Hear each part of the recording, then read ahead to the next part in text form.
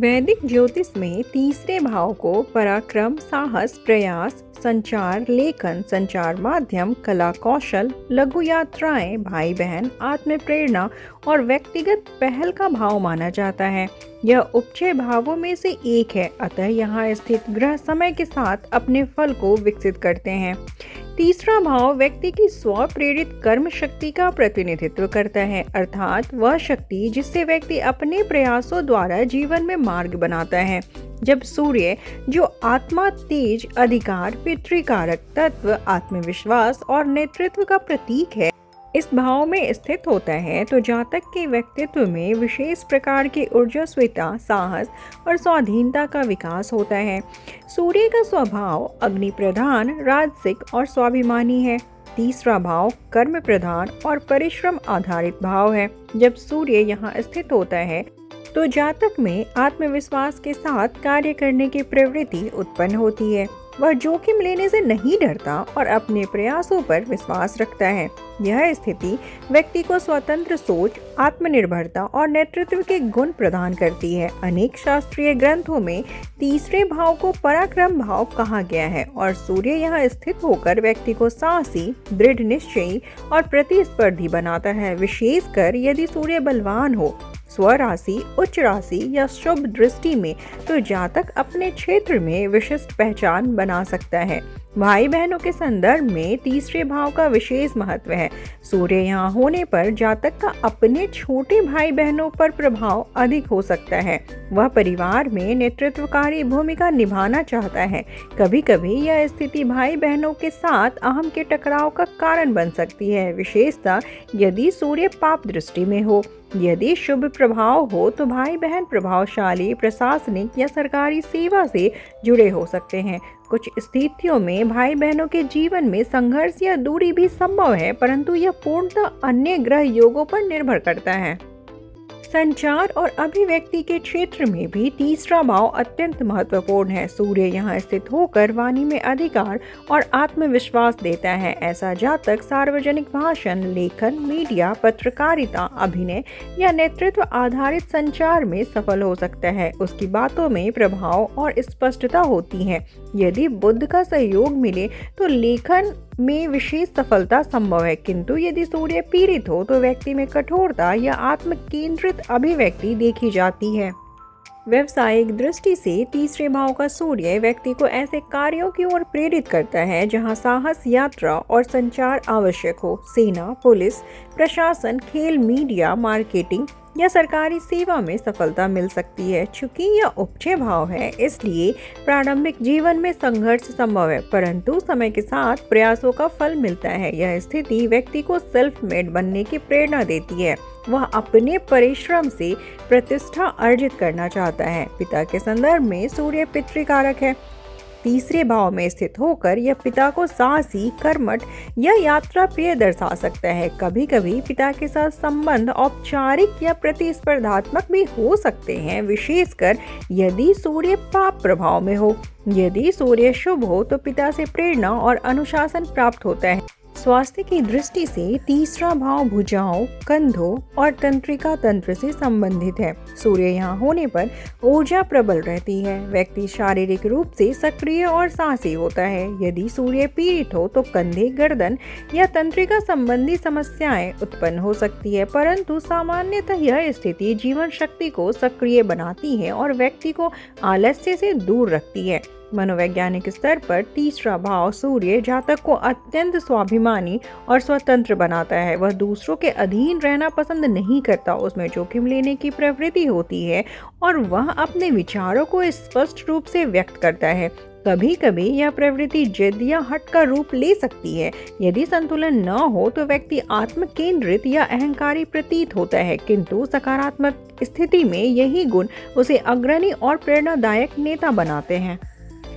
आध्यात्मिक दृष्टि से तीसरा भाव प्रयास और साधना का प्रतिनिधित्व करता है। सूर्य आत्मा का प्रतीक है, अतः यह स्थिति व्यक्ति को आत्मविकास के लिए व्यक्तिगत प्रयास करने की प्रेरणा देती है। वह भाग्य पर निर्भर रहने के बजाय कर्म और परिश्रम में विश्वास करता है। यदि गुरु या चंद्र का शुभ प्रभाव हो तो यह व्यक्ति को आध्यात्मिक लेखन, प्रवचन या सामाजिक जागरूकता के कार्यों में सक्रिय कर सकता है। समग्र रूप से तीसरे भाव में सूर्य जीवन को कर्म प्रधान, साहसपूर्ण और आत्मनिर्भर बनाता है। यह स्थिति व्यक्ति को अपने प्रयासों से मार्ग बनाने की प्रेरणा देती है।